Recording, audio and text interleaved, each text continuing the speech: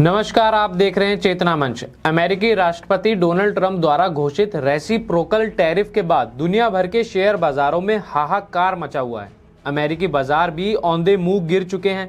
जब सभी विशेषज्ञ इस टैरिफ को अमेरिका और दुनिया के लिए खतरनाक बता रहे हैं, तब भी ट्रंप कह रहे हैं कि इससे अमेरिका अमीर हो जाएगा। ऐसे में अब सवाल उठ रहा है कि क्या ट्रंप जानबूझकर शेयर बाजार गिरा रहे हैं? बाजार गिराने के पीछे उनकी कोई सोची समझी चाल तो नहीं है। ट्रंप ने social media platform truth social पर एक वीडियो शेयर कर इस बहस को अब और हवा दे दी है। आपको बता दें कि डोनाल्ड ट्रंप द्वारा ट्रुथ सोशल पर शेयर किए गए एक वीडियो में दावा किया गया है कि ट्रंप जानबूझकर इस महीने अमेरिकी शेयर बाजार को 20% तक गिरा रहे हैं।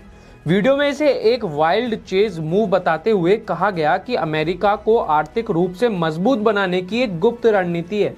वीडियो में यह भी दावा किया गया कि शेयर बाजार गिरने से पैसा शेयर बाजार से निकलकर ट्रेजरी बॉन्ड्स में जाएगा।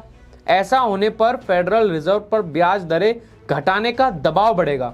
नतीजन डॉलर कमजोर होगा, मॉर्गेज रेट्स घटेंगी और कर्ज सस्ता होगा। साल 2025 में अमेरिका को 7.2 ट्रिलियन कर्ज रिफाइनेंस करना है। बहुत से लोगों का मानना है कि ट्रंप कर्ज का ब्याज कम देना पड़े, इसलिए ट्रंप ये सारा ड्रामा कर रहे हैं। सोशल मीडिया प्लेटफॉर्म एक्स पर इसका पूरा गणित समझाया गया है। अमेरिका का राष्ट्रीय कर्ज 36.7 ट्रिलियन है, जिस पर सालाना 1.14 ट्रिलियन ब्याज चुकाना होता है।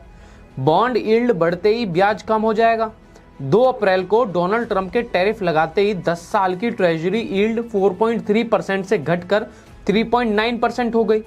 अब अगर अमेरिका 7.2 ट्रिलियन कर्ज पर 4.3% ब्याज चुकाता है तो उसे सालाना 309.6 बिलियन देने होंगे।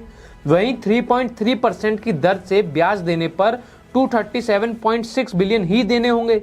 यील्ड में 1% गिरावट से अमेरिका के हर साल 72 बिलियन बच सकते हैं, तो 2% की गिरावट से 144 बिलियन।